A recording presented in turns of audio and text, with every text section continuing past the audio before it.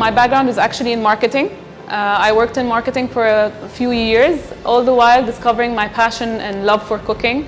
And this is when I was growing it, I was developing it, and this is when I also realized that I needed more. And this is why I signed up for ICCA.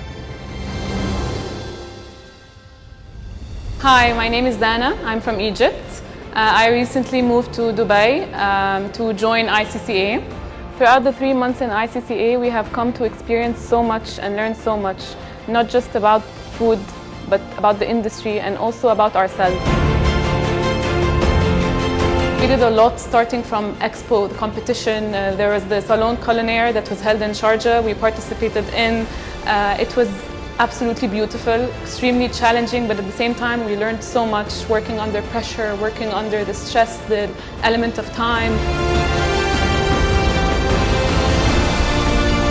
I think the next step for me would be working in a commercial kitchen. Yes, I've learned so much in ICCA and also through the industry exposures we've done, but now I'm ready to be in the real kitchen to see what it's really like.